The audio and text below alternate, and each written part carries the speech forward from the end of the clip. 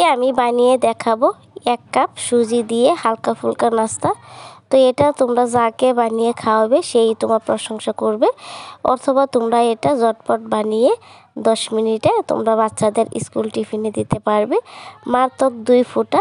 তো খেতে কিন্তু ভীষণ মজার। তো তোমরা এটা বানিয়ে সকালে ব্রেকফাস্ট হিসাবেও এটা খেতে পারবে। তো প্লিজ ভিডিওটা স্কিপ করবে না, ভিডিওটা দেখতে থাকো আমি কিভাবে এই নাস্তাটা বানাই। তো এই নাস্তা করার জন্য প্রথমত আমি একটা মিক্সিং বোল নিয়ে নিছি।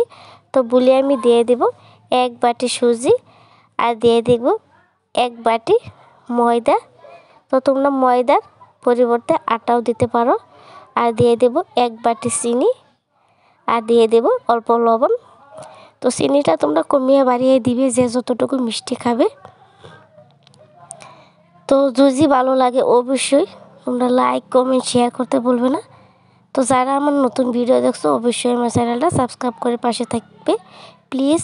আর যারা আমার পুরনো বন্ধু তাদেরকে অসংখ্য ধন্যবাদ আমার ভিডিওটা দেখার জন্য।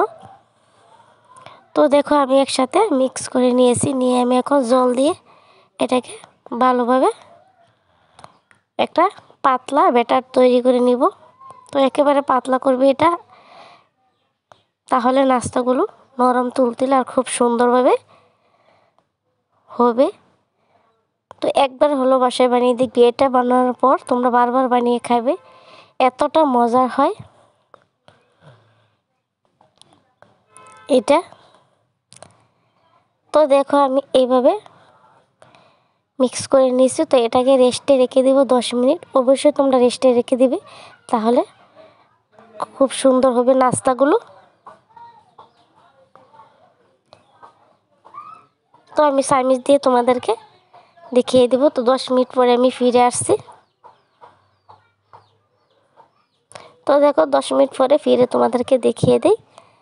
তো দেখো কি সুন্দর হয়েছে, ব্যাটারটা একেবারে পারফেক্ট হয়েছে। তো এখন চলে যাব নাস্তাগুলো বানানোর জন্য। তো প্রথমত আমি গ্যাসটা অন করে তাওয়া বসিয়ে আমি তেল ব্রাশ করে দিয়েছি। তো এর মধ্যে আমি প্রথমত 2 চামচ দিয়ে দিব। তো দিয়ে এভাবে চামচ দিয়ে এভাবে চারিদিক দিয়ে ছড়িয়ে দিব, একেবারে পাতলা করে দিবে।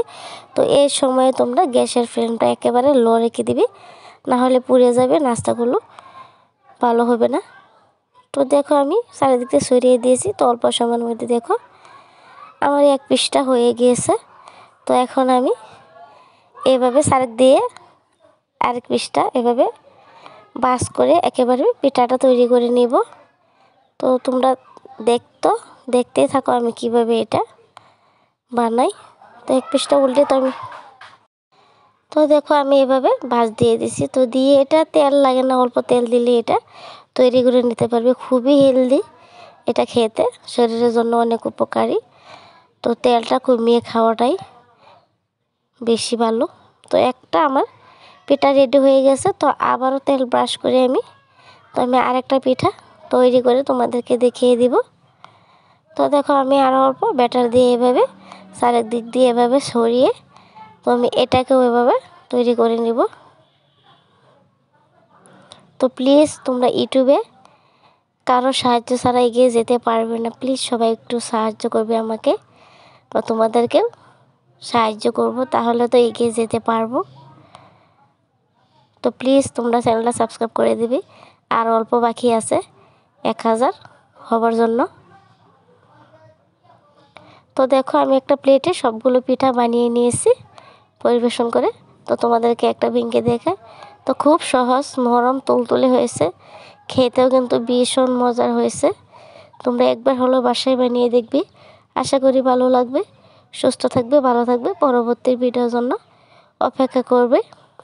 আল্লাহ হাফিজ।